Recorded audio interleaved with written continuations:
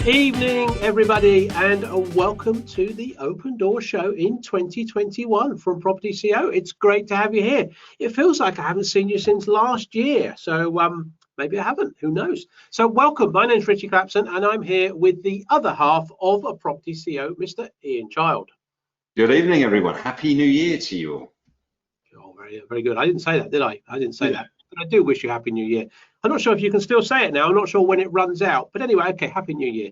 Guys, it's great to have you here. And just in case this is your first time with us, let me tell you what you've let yourself in for this evening. Our aim is, as always, to give you 45 minutes of non-stop positivity. Lots of bad stuff going on in the world, unfortunately. I think yesterday was the highest death rate. We're not belittling any of that. That is sad, sad stuff. And all of us are affected by that. But why not have 45 minutes of non-stop positivity? And that's all we're going to do here. So we make no excuses for that. All set around the theme of business and property development. Isn't that right, Ian? Certainly is. Richie and I run a company called propertyCEO. Basically, our job is to train people how to become successful small-scale property developers. Some amazing opportunities out there right now, despite pandemics and recessions and all that other good stuff going on. Particularly for new developers, people perhaps looking to get into development. So we want to basically help people find out more about those opportunities and kind of to see if development might be a good fit. Yeah, you know, recessions, they always create opportunities. We're going to be talking about that a little bit this evening, but of course, only for those that get going and don't sit around and wait for things to happen. As always, we're going to be serving up maybe some advice, perhaps tonight, a few predictions. Often we have guests on this show. If you're new to us, not this evening though, it's just going to be the two of us. So you're going to enjoy that, I'm sure. Well, I insist you enjoy that. I guess it's a bit of training, but above all, we're going to be having a bit of fun. And of course, we are happy to take questions. In fact, if we don't have any questions, we don't have a show. So please put questions in the chat box as we go through. Just enter them in, and we will try and get to as many as we can. I mean, I think the first thing we ought to ask is, have you missed us? Have you missed us over Christmas? Please put in the chat box if you has. You know, it'd be really important for us to know that, because otherwise, you know, I felt over Christmas you were missing us, and I think it's important to know that you were. So who's on this evening? Well, let's have a look. Buzz is on, Karen's on, Dan's on, Jay's on, Teresa, Mark, Paul, Yoko, Ranjinder, Gary, Josh, George, Emily, Giovanni's on, Debbie's on, Dan's on, Jackie's on, 2 Dan's on. That's good. So that is really good. So Yoko says, she says, yes, I have. Nice to have you back. Yoko, I knew I could rely on you, if indeed no one else. Teresa says, Happy New Year, Ian and Richie. Missed you all just a little. I don't think that's enough, is it? Andrew says, good evening, gents. Happy New Year. Colin says, yes, I have definitely missed you. Giovanni says, didn't realize you'd been away. Thank you very much, Giovanni. Debbie says, yes, I have missed you, but had plenty of things to do, eating and drinking. Okay, so you haven't really missed us, basically. So there we go. Such is life. Such is life. So welcome all. Can you give us a quick wave and let us know you can definitely hear and see us this evening? Quick wave, hands up, please, if you can. Fantastic. Yes. Hands are going up. That's good. Otherwise, we could just be talking to ourselves. That would be crazy for 45 minutes, wouldn't it? So obviously, back in 2021, we're going to be talking about what we see happening. Any news, Ian? Or let's just pick up. Is any latest news happening around the world in the world of property? Yeah, I'm pretty fed up with Turkey. I think is probably the latest news. There's also been a bit going on actually in the world of property. So you might remember back in 2020, government set out its white paper relating to planning, and they've announced that they're going to be sharing their thoughts on that in the spring. So they've collected all the information, all the responses. They're going to be putting that out in the spring, and we can expect some legislation in the autumn. So something to look forward to. What else did I see? I saw that PwC were predicting that London, the population of London, is going to decline by 300,000 people next year. Sorry, this year. And I think they were citing that there's going to be less students, there's going to be less international sort of people moving into London, and fewer jobs as well. I'm guessing that there could well be quite a few businesses relocating out of London on the back of home working and all the rest of it. So that was quite interesting to see what happens to property prices in London. There was also some speculation about what's going to happen in the residential sector. So I think Savills was saying, expecting that as we get into the middle of this year, we're going to see prices dip and then recover. So they're expecting the dip primarily to be caused by the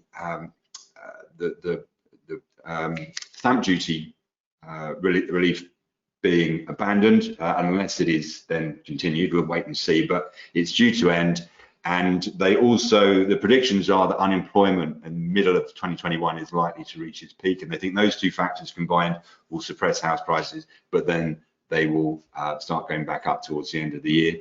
And massive shocker, I think it was Redrow said that they reckon that demand is peaking for new homes with working from home space and good broadband. Who'd have guessed it? But that's on the sort of the number one or one of the main criteria that they're seeing in terms of the demand from customers now, making sure that there's that space for people to be able to work flexibly, if not all the time, to be able to spend some time working from home. So there we go, a bit of news, but actually I don't think that's what people are here for, is it really? People are here, as ever, this is kind of customary, to have Richie gaze into his now famous crystal ball to hear about all of the exciting things that are going to happen in 2021. Isn't that right, Richie? I'm not sure that's entirely right, but I'm going to give you a couple of predictions because that's what we're talking about tonight. But before we do that, I ought to just pick up Mark's comment.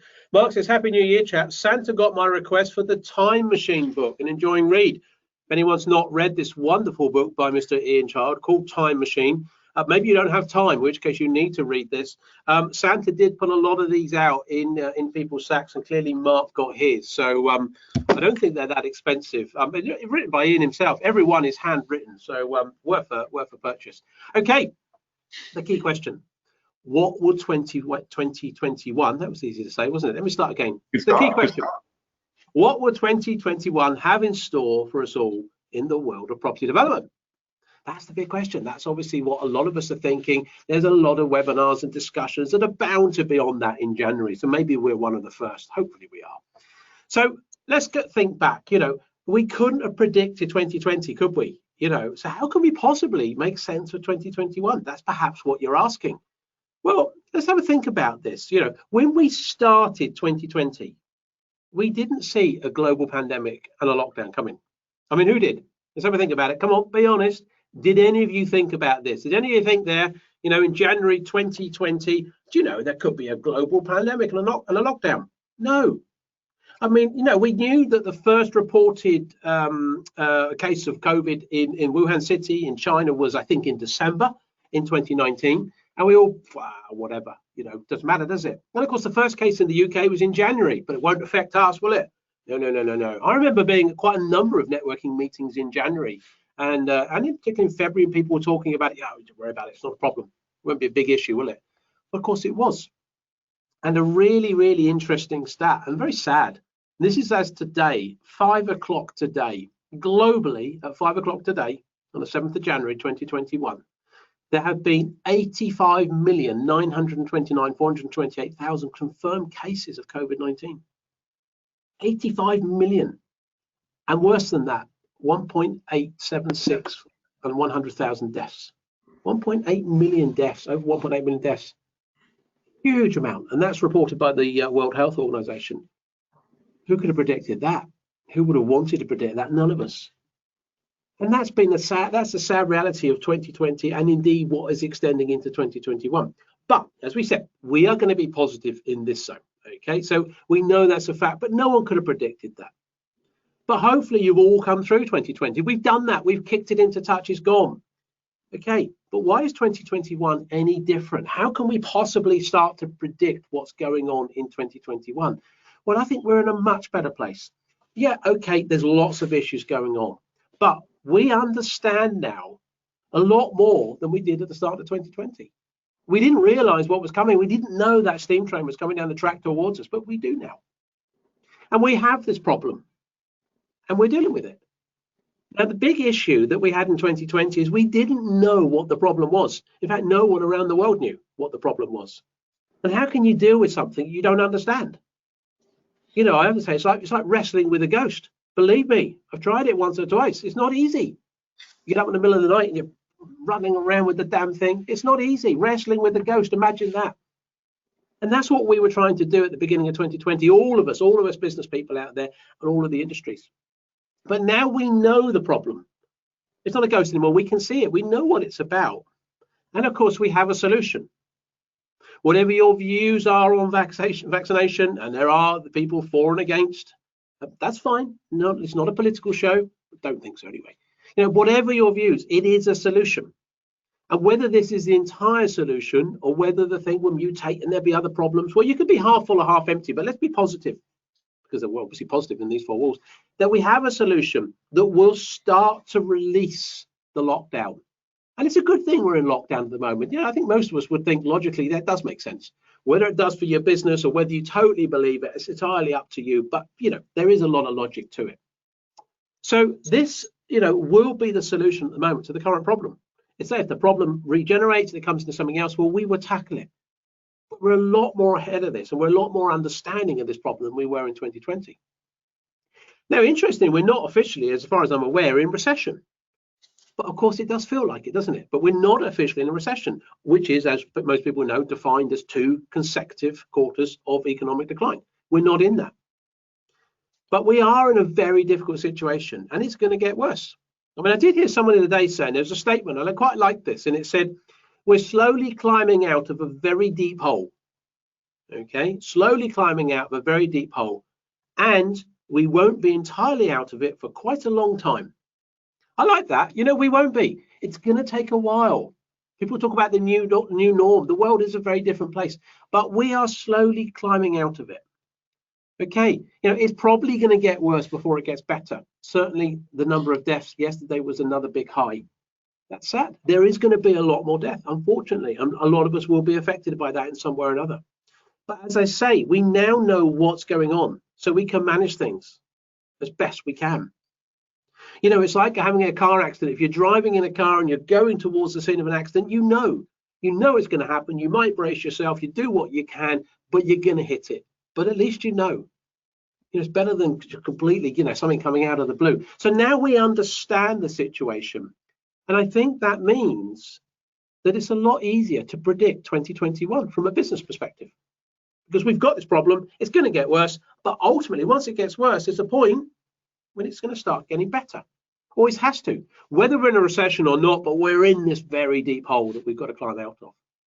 And whilst that might take some time, we know we will get out of it, and we know that the recovery will be there. We know it will return. So what does that all mean for property developers? That's what you're asking. You're out there, you either are or you want to be CEOs of property development companies. Well, it's all about timing, when to buy and when to sell. Buy when cheap, sell when expensive. Any good business person understands this. You make your profit when you buy. Have you heard that about development? I'm sure if I asked you to put your hands up, you will have done. You make your profit when you buy. So when can you buy stock that is cheap? Stock, I mean properties in this case. When can you buy stock that's cheap? Well, the answer is when there's lots of it and people are desperate to sell. Now, in a recession, many businesses are closing or downsizing. What does that mean? Well, buildings become available, retail buildings, office buildings, all become available. And what about the vendors? Are they desperate or not desperate to sell? In many cases, they'll be desperate. Now, we always say don't capitalize on someone else's downfall, but ultimately, if you're there and you're able to assist someone by buying a building that they wish to sell and you can get it for a good price, why not? So you can buy cheap stock when people are desperate to sell, and that is right now. And that stock will become cheaper as we go into this year. So that is great for developers, for property developers. Buying stock cheaper as we go through this year is going to be great. The whole of 2021 is a buyer's market, not a seller's market, it's a buyer's market. Even the news that Ian was talking about, the residential market, which had some peaks last year, are not going to have those this year. The commercial market never had any peaks last year, and it sure won't have this year. So it's a great opportunity. Anything you buy, if you want to go out there now and buy a new car, you're going to get a great deal on a new car because they didn't sell that many last year in certain places. So you're going to get the same in buildings. But what about when to sell? Because you're probably saying, yeah, Clapson, that's okay, but we're in a recession. We don't want to develop anything and try and sell it. Well, When is the recovery predicted? Well, 2022. Whatever your views are of when in 2022, it is probably sometime in 2022, because this is not a financial-led recession. We talked about that before on this show. Okay, this is a global pandemic. It's a virus-led recession. The money is there. We probably bounce back. What type of speed and what type of recovery it is, who knows? But reasonably quickly. We've already seen that at the back end of the summer last year.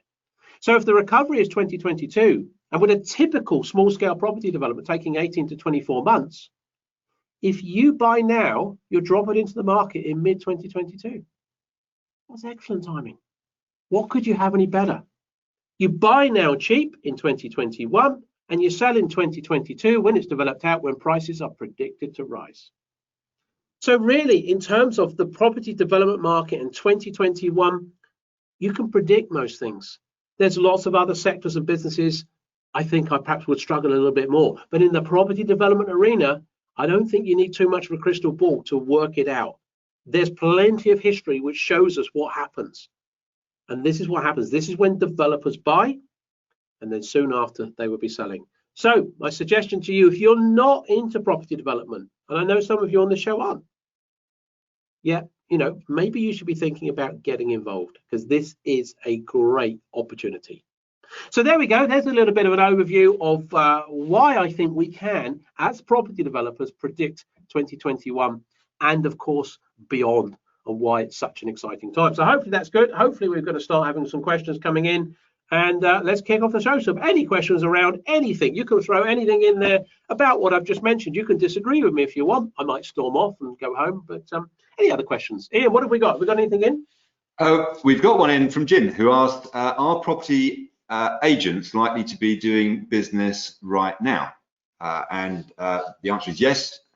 Under the latest issues, the news from the government, estate agents, removal firms and so on are allowed to remain open.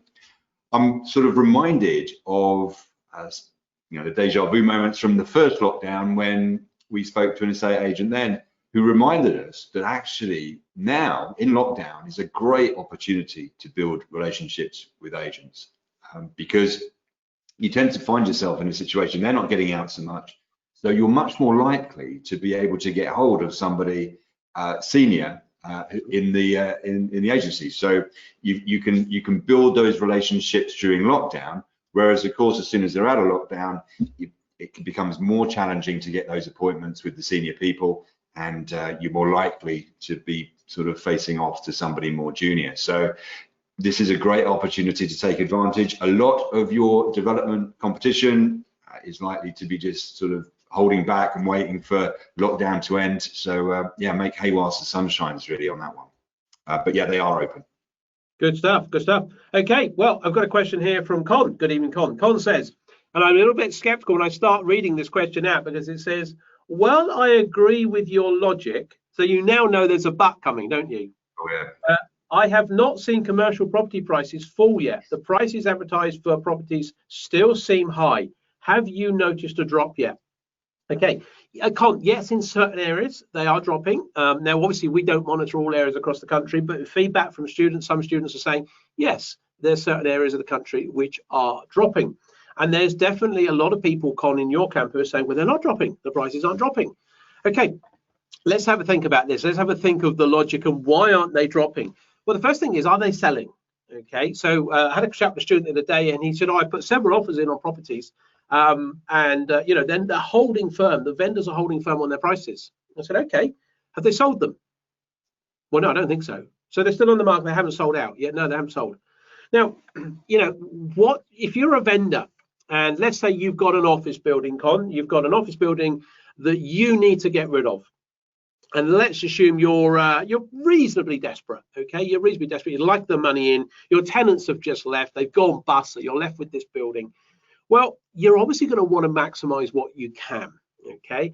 Now, a lot of agents are going to be talking it up. They're going to be saying, yeah, bring it on with us, like a lot of commercial agents and residential agents do. No disrespect to any agents if you're on board the scene, but a lot of them will talk it up to get the commission sometimes. Or indeed, the vendor would go, well, that's what I want for it. That's what I think it was worth. I was offered that back in 2018, but I didn't take it. I think it's definitely worth that now. And there's a denial.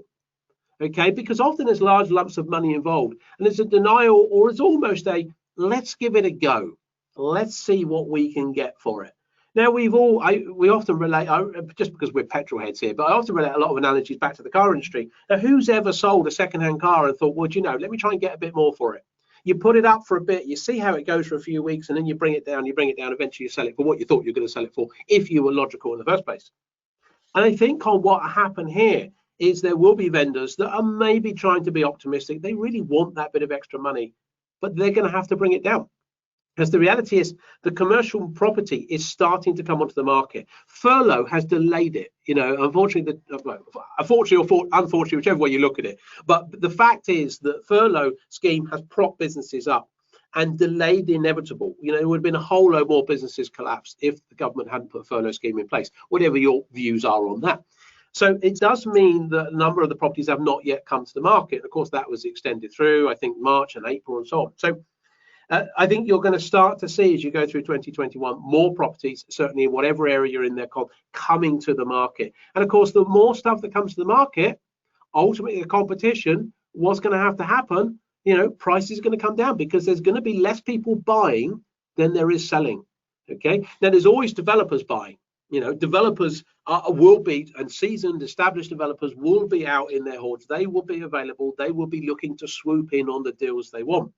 What you won't have buying so much, this is why the market gets depleted of purchasers, it's companies that want to own or occupy. A lot of those have disappeared or downsizing and so on. So there's a big chunk of the purchasing market has gone. So the purchasers are going to be far less than there are sellers. So I think what will happen, Con, monitor it in your area. You're going to start to see, I think, a bit of a change in time. I mean, certainly some of the commercial agents I've been speaking to, the retail sector has been the first one that has really started to deliver more and more stock at certainly more realistic prices. So I would say watch this space. And if not, keep putting those offers in on where you believe the deal should be. Someone will be motivated enough to purchase. Okay, what's the next one, Ian? I got one in from Mike, who asked, do you think the money is still out there to support good deals, or does lockdown affect this? Okay, well, lockdown does affect it to a degree, but I heard from one of our brokers yesterday who said that lending was still strong. He was really busy. He said that the volume of work that he was getting was kind of split mainly between kind of new builds and commercial conversions.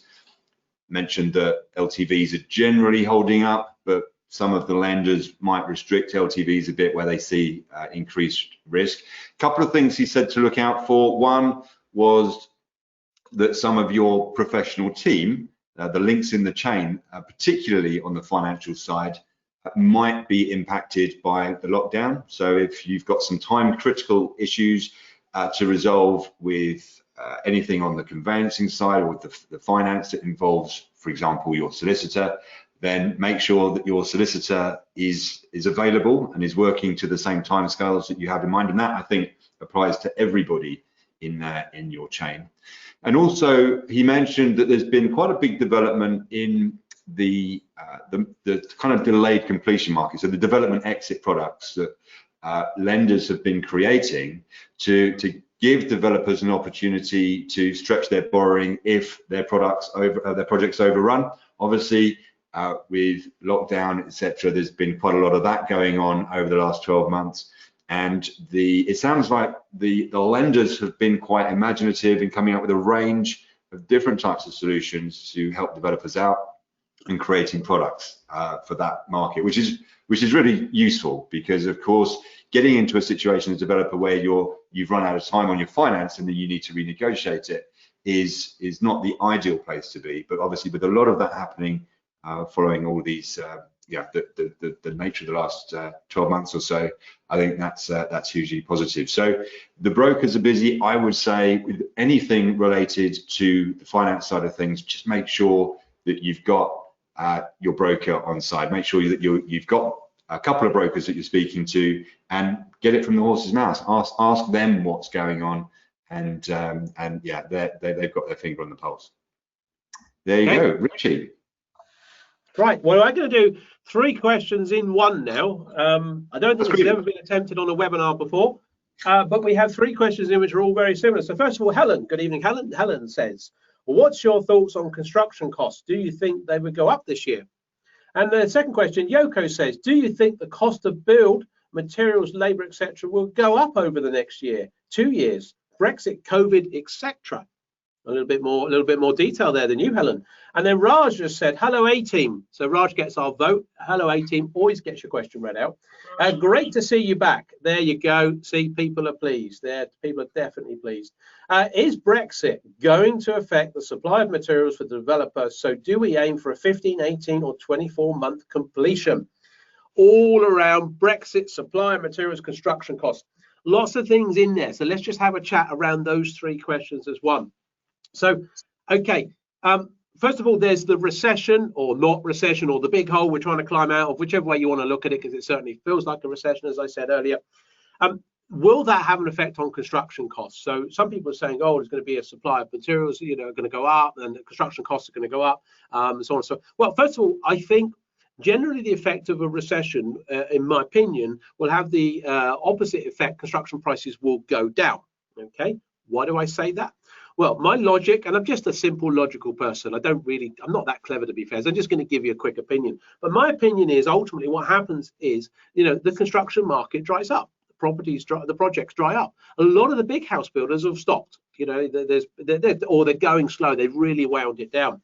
There'd be a lot of people that traditionally have been out there building new retail centres, new commercial office centres, and so on and so forth. Do you think they're out there pumping those things out, ready for people not to buy or rent? No, they're not. They would have stopped all that work. So a lot of the construction industry will have slowed down. Now, there will be developers that are going out there developing products that what people want. Well, we know that people need housing. We know that there's a housing shortage in this country. We know that that's been made worse by 2020's pandemic and lockdown. So the product of putting housing into the market in the right sectors is going to be okay. Now, you might say, well, hang on a minute, you just said that there's a lot of the big nationals are slowing down. Yes, because they've already got plenty of stock in the market and they can slow down and speed up relatively quickly. But for small developers, putting stuff and bespoke developments, and it's all about where you put your developments, you're not going to go and develop 5 flats and put them in a street where you've got Barratt's one side developing 50 and Persimmon on the other side doing 200. No, that doesn't really make sense unless yours are fundamentally different. That's all about knowing a good deal or not a good deal. But that aside, the market has slowed down. So the construction activity is potentially slowed down and will slow down more. So those contractors that are out there, which are hungry for work, are going to have a very sharp pencil. They're going to be pulling their prices down. So in theory, you should get construction costs cheaper. What about supply of materials, though? Now, that could have two effects. Well, one, shutdown obviously does stop certain companies doing things. Having said that, I don't think the shutdown is as harsh as it was last year.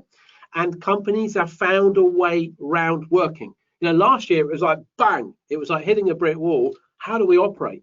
Well, companies have done it. There's plenty of manufacturing companies out there that are now happy to manufacture, and they've got everyone suited up and masked and 2 meters apart, and they're COVID friendly. I'm not sure what COVID friendly means. There's a bit of a contradiction in terms, isn't it? But anyway, that aside, they can operate those businesses. So I think the supply of materials from companies in this country and indeed other countries will still come through. The lockdown is not as it was before. Brexit, how does that affect things? Well, yes, we have certain materials which come from abroad, and that will change certain things, but we're a pretty resourceful bunch here in Old Blighty. And I think, whilst there's a lot of people who haven't really been predicting this, there's plenty that have. And I think there are plenty of supplies of suitable materials in this country which we can do most things. There's a lot of stuff which comes from abroad, and the essential stuff will still come through.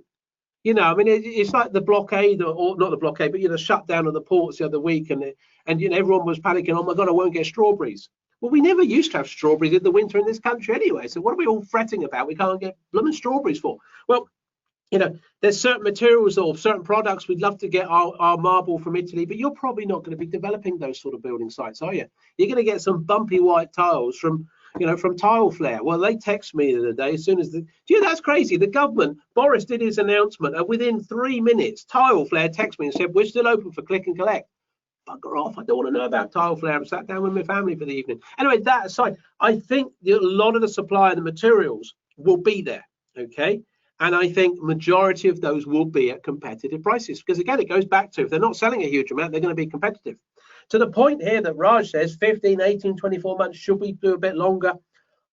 I don't think so in terms of the buildability. Okay, yes, you're probably going to have to predict a little bit longer to execute the deal. Ian was just talking about that then, and definitely ought to factor a little bit more time in to sell out the back end. Even though you'll be in a good market, hopefully in 2022, have a little bit of factoring in there. And the key thing is, when you're getting commercial finance in place, always have the ability to have a little bit more time than what you need. You know, you might pay a little bit of a premium for that, but always have that ability. So hopefully, there we go, a little bit of prediction about Brexit, building material prices, so on and so forth. Over to you, Ian, for the next question. Fantastic, and some advertising for 12 Flare, which they'll be really chuffed with. We got one here from Jackie, who asks, could you please explain why the new Class E has come in, and also does that mean we can swap uses around in this overall class? Okay, Jackie, so yes, sort of September-ish, I think, last year, basically the government introduced some new use classes, and what they did is basically combine a whole raft of different use classes into one, which they called Class E. So we had shops, we had cafes, we had restaurants, we had offices, most offices, we had light industrial, we had clinics, we had health centres. That's probably roughly the sort of the strength of it, and they then all got grouped into Class E. And yes, it means that whereas before you would have needed planning permission to be able to change the use class from one of those things to the other, now they're all the same use class, so you don't need planning permission. I think one of the more interesting things, though, which we talked about on an open door before Christmas, was the later announcement that they are planning and proposing from the 1st of August next year for a permitted development right for Class E to be converted to residential. So that means that all of that permitted development right will allow all of the different types of property that I've just described to be changed to residential under permitted development, which is a biggie. The way that sort of stacks up at the moment, the government's put it out there, it's in consultation until I think the 27th of January. So I'm expecting that, I mean, it's sort of indicated that 1st of August is when it would come in. There could be some tweaks to it. I'm sure there's certainly some issues that they'll need to bottom out. But whichever way you look at it, a pretty massive kind of sea change, really. Within a year, we've gone from a whole disparate load of use classes of different types of building, not many of which, there were some of which didn't have any PD rights at all to convert to residential. Now the whole lot has, or will do, and they're all in one use class already. So that's yeah, I think the most exciting news that we heard towards the end of 2020. So there you go. That was exciting news. You see, that's how excited we get, guys. That's how excited we get. I've just noticed that Clive's just joined us. Clive, it's just gone 7:30. What are you doing, mate? We start at 7 o'clock. Where have you been, my friend? No, welcome to the show, Clive. And for those that often join late, just to let you know, if this is new for you, you can listen to this back. All the recordings of all previous past shows are on YouTube, so please indulge yourself in listening to us for hours on end in 2021. Okay, Paul's question. Paul, good evening, Paul, to you, my friend. I hope you are well. He says, do you think there is a market for renting out bedrooms as offices? Interesting question. Many people working from home but struggle because of domestic noise and interruptions. Telling me, I've worked at home the last couple of days. Not going to do that too much in a hurry. No disrespect to my lovely lady wife if she's listening, but I don't think she is. Anyway, is it legal to do so, say in your home or as an HMO? Or is it legal? I don't know. That's an interesting question. Possibly not, actually. If you're renting out your home as an office, you don't have office use. Okay, you've got residential use. So the big chances are, from a planning perspective, officially, it's probably not legal, Paul. Would it be spotted? Could you do it under the radar? You could. Do I suggest that as a company? No, we do not. We do not recommend that. But so if you're going to do something, it's probably not legal to do that, and someone may shop you in, particularly a neighbour who thinks there's blooming cars coming up and down all the time.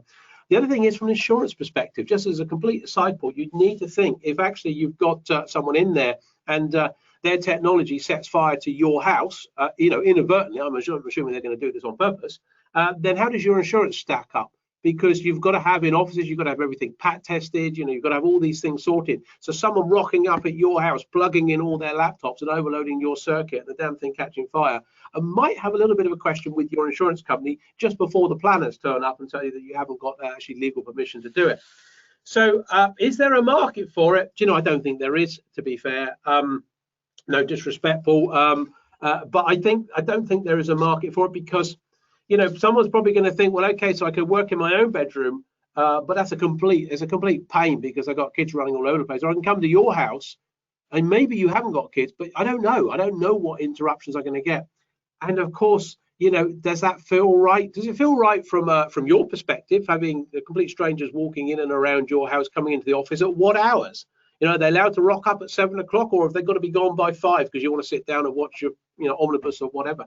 You know, or how do they feel about coming into that space? And you know, can they pop in and use the bathroom, or is there it's so complicated? I don't think it's attractive for to a renter, and I don't think it'd be attractive for you as an individual. And it's probably illegal, and it's probably not good for your insurance. Other than that, I would say it's a fantastic idea. No, I think the better solution, Paul, I think if you had a property which, as you say, was an HMO, and you wanted to completely change that HMO into office pods, maybe that sort of thing could work. Other than that, I probably wouldn't mix and match. Doesn't feel right to me. Unless otherwise your good lady could bake a mean cake on a Friday afternoon, a nice fruit cake, then I might come and rent an office space from you, that's for sure. Ian, what's next? We've got a good bit of time here. Let's get a few more in before we wrap up at 1:45. Okay, what have we got? We got a quick one. There's one here from Robert. Good evening, Robert. What can you do with light industrial, B1C, right now? Is there anything under PD? I know you can demolish, I think, but not sure. So yes, at the moment you can demolish. Basically, B1C did have permitted development rates rights up to September last year when they ended, and up to 500 square meters.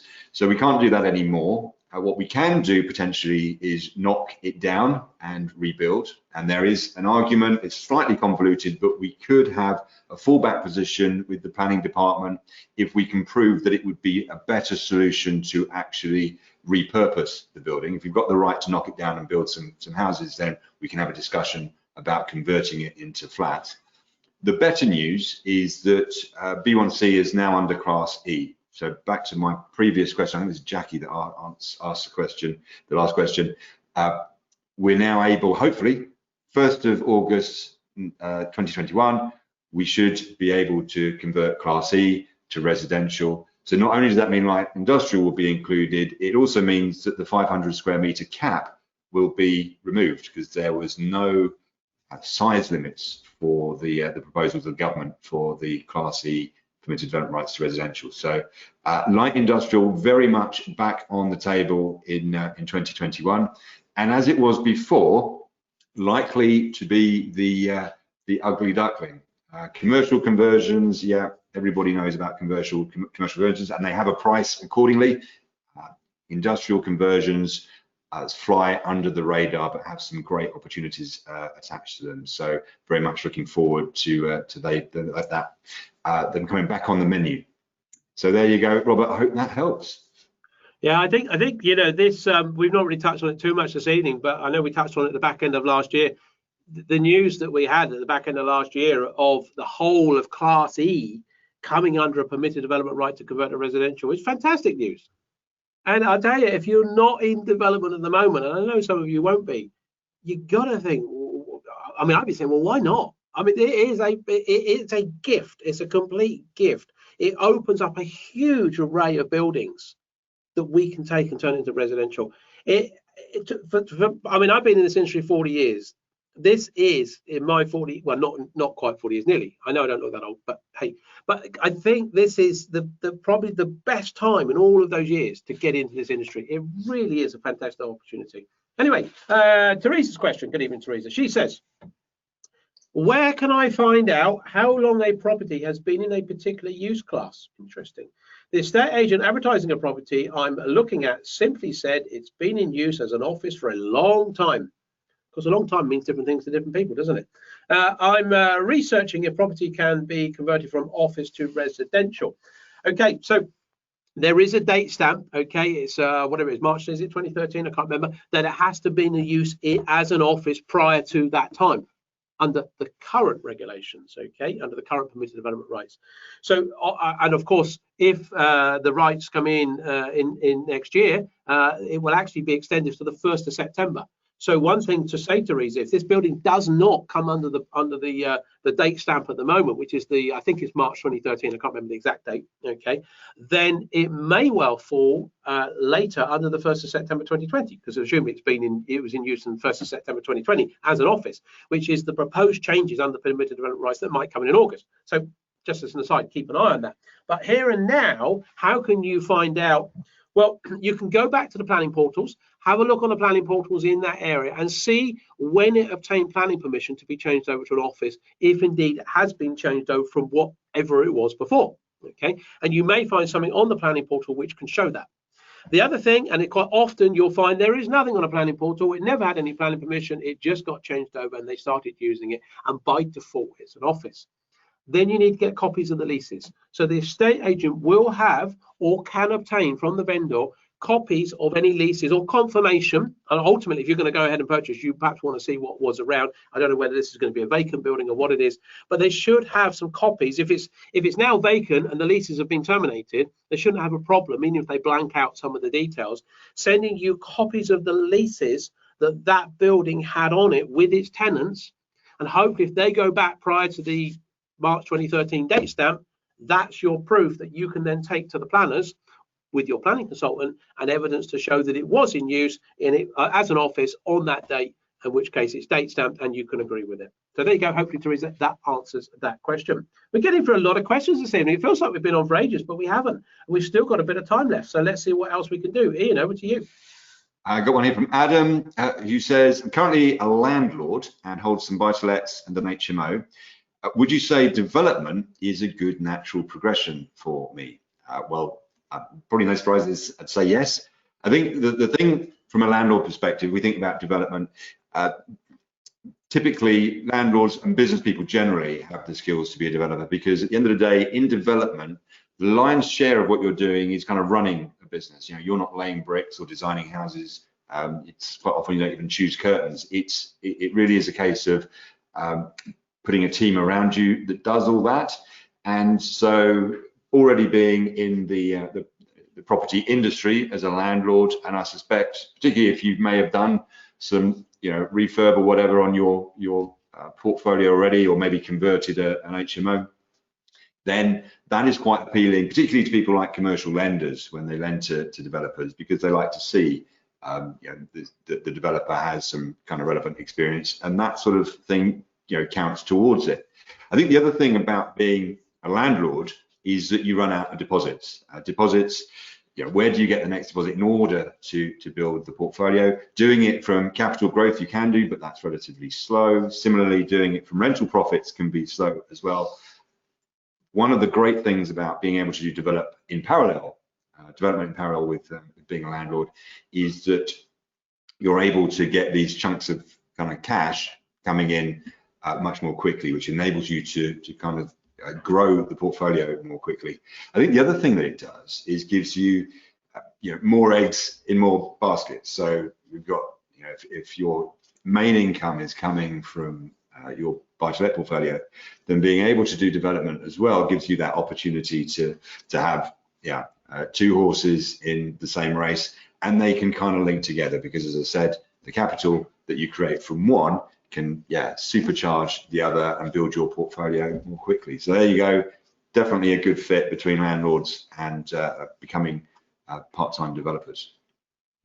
Okay, I know we've got a stack of questions in, we haven't answered them all, but I'm going to pick the last question. So Peter, you are the lucky person who's going to get your question answered this evening. And it says, can you explain a little more about the timeline that you mentioned, i.e. buying now and selling next year, with particular reference, he says, to someone who is not yet started their development journey? Okay, Peter, what I was saying, and I'll come back to the particular reference in a minute. What we were talking about is if you actually buy a building, and let's say you identify a building right now, tomorrow, you go out and you find a building, Peter, and you think, I'm going to buy that. It'll probably take you 2 or 3 months to get your solicitors going and sorted out to actually complete and own that building. Then you've probably got 3 months to go out and actually design that building with your team, get it tendered and get a contractor on board. So then we've got 6 months, okay? Let's say we're going to go and build that out. So the contractor's got to get onto site, he's got to build it. Let's say he takes, I don't know, 9 or 10 months doing that. Well, that's 16 months, 15, 16 months, and 2 or 3 months to sell it. So there you are, there's your 18 banging on to 24 months. I think then with particular reference to someone who has not yet started, add on 5 to 6 months on top of that. Okay, so I can refer to how when we teach people, we take people on a 6-month program. Okay, in 2 stages. The first 2 months is a learning, and the second phase, which is 4 months, is consolidation. You're not going to be able to go out, unlikely if you're new to property, and purchase anything in the first 2 months. You might better do it in the consolidation period, but more likely towards the end of that. So let's say you, in 4 or 5 months, you actually were in a position to purchase, then add on your 18 to 24 months. You can see right now from someone like yourself, Peter, at the beginning of your journey, I would, if you look forward and if you're looking at the end result and go, well, where do I get a bit of cash in my pocket? 24 months. From starting right now, if you assume 24 months, you can pull it back a bit from that. That's good. Obviously, Peter, I don't know where you're at. I don't know what other experience you've got. I don't know how keen or what time you've got. But in theory, 24 months is what you should look at. Pull it back a bit, but it won't be more than 18 months. So when we have students come to us and say, great, I want to get into development and I need to earn £200,000 in 12 months and I've never started any of this before. Sorry, we can't help you. And we can't. It's just not possible to do it in that time. And it's just best to be realistic. So Peter, base it on 24 months. If that works for you, maybe that's an interesting journey. Okay, we've run out of time. It's just flown by. At one point, I thought we had loads of time, and now we haven't. What do we say to that? Guys, hopefully you've enjoyed the show this evening. For those of you out there that are interested in getting into property or not sure, or think, oh, I don't know, is it for me? Throughout this first few months of this year, we're not sure, we might extend it through. We are running some free. This is free. We don't normally get a lot out of us for free, but here there's a bit of for free. A free half-day workshop. So who fancies coming to spend half a day with us? That is just with us. Unfortunately, there's no one else there. If you're interested, we have got some workshops we're running this year. We've got a couple in January running and maybe some in February. We call them 6-figure roadmap.